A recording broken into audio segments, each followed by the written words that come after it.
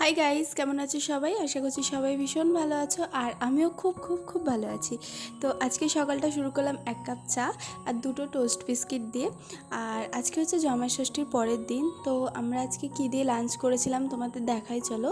মা আজকে fried rice বানিয়েছিল আর কালকেকার সমস্ত তরকারি মানে রান্নাই বেঁচে গেছিলো, পটল চিংড়ি মাটন, তো আমরা সেগুলো দিয়েই খেয়েছিলাম। মা শুধু আমার হাজব্যান্ডের জন্য আলাদা করে নিরামিষ রান্না করেছিল, যেহেতু ও সোমবার নিরামিষ খায়। তারপরে বিকেলের দিকে আজকে আমি একটু ম্যাঙ্গো লস্যি বানিয়েছিলাম।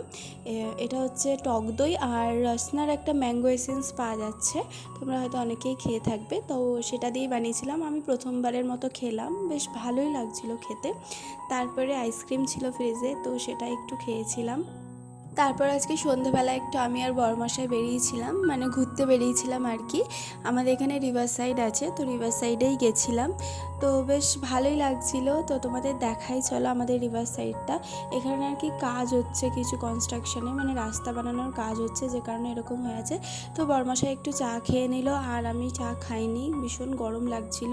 আর গঙ্গার ধারে গেলেই যেন মনটা আমার ভালো হয়ে যায়, কি সুন্দর একটা শান্ত পরিবেশ, আমার তো ভীষণ ভালো লাগে। তোমাদের কাদের কাদের গঙ্গার ধার ভালো লাগে কমেন্টে জানাবে। তারপর আমরা বাড়ি ফেরার পথে কী কী খেয়েছিলাম তোমাদের দেখায় চলো।